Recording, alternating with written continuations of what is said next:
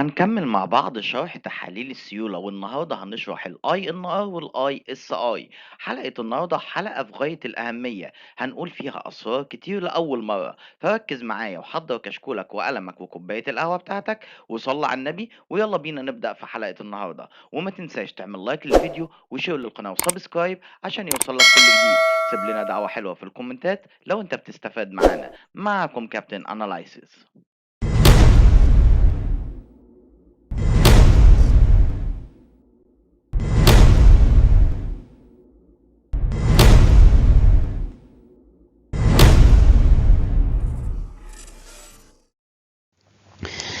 تعالى أفكرك بتكوين محلول البروثرومبين.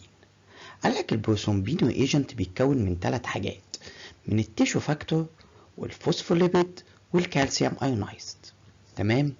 طيب أنا بحصل على التيشو فاكتور منين؟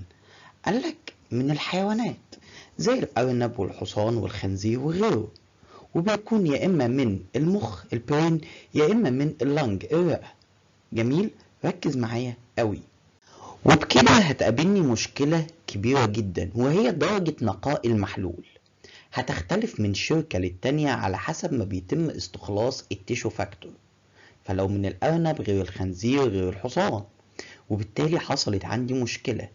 تعال أقولك، سحبت عينة بروثرومبين للبيشنت واشتغلتها في أكتر من معمل.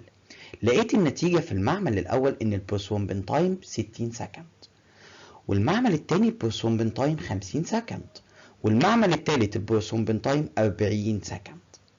هنا بدأ يحصل مشكلة، أنا هدي علاج على إيه؟ يا ترى الطبيب المعالج هيدي علاج على أي نتيجة منهم؟ فجات ال WHO منظمة الصحة العالمية وقالت لو سمحتوا هنبطل لعب شوية ونركز مع بعض بقى. أنا هعمل حاجة، أنا هستخلص تيشو فاكتور من الهيومن برين، وده هيكون ستاندر لكل الشركات، وهعمل مقارنة بسيطة مع الشركات وهطلع منها رقم ثابت. الرقم ده هسميه International Sensitivity Index ISI، وهاخد الرقم ده ادخله في معادلة واطلع منه ال INR، وده اختصار كلمة International Normalized Ratio، وده اللي المريض هياخد عليه العلاج. فلو عملت التحليل في اكتر من معمل هتلاقي اختلاف السكند اللي هو التايم بتاعي، ولكن ال INR بتاعتي واحدة. تمام كده؟ نركز مع بعض ازاي بنطلع ال INR.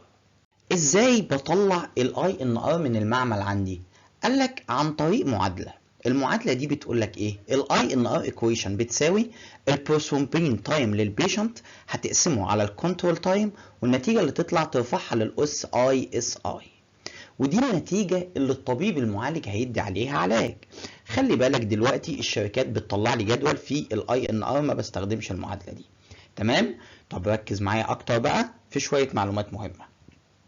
انا عاوز نتيجة ال INR في المريض اللي بياخد علاج تكون من 2 ل 3. اما لو المريض ده مركب صمامات في القلب فانا عاوز دايما النتيجة تكون من 2.5 ل 3.5. الجراح لو جه يعمل عملية بيحتاج دايما الاكتيفيتي تكون اعلى من 70%. لو اقل من 70% بيرفض المريض يدخل عمليات لان بيكون في خطر على حياته.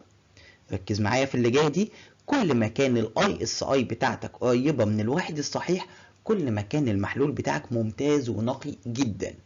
فوانت بتشتري خلي بالك من ال ISI. اخر حاجة في حلقة النهاردة، تعال اقول لك الحالات اللي بيحصل فيها prolonged prothrombin time، يعني اللي هتلاقي وقت البروثرومبين بتاعك اكتر من الطبيعي. قال لك اول حاجة وهي الوارفرين دراجز، لو مريض بياخد ادوية سيولة.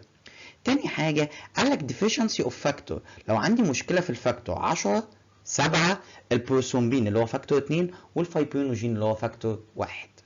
دي كانت اخر حلقة في حلقة البروثرومبين. اتمنى الحلقة تكون مفيدة واستفدت منها بحاجة. لو عجبتك الحلقة ما تنساش تعمل لايك للفيديو وشير للقناة وسبسكرايب عشان يوصلك كل جديد. هستنى الكومنتس بتاعتكم ورأيكم في الحلقة. كان معكم كابتن أناليسيس. باي.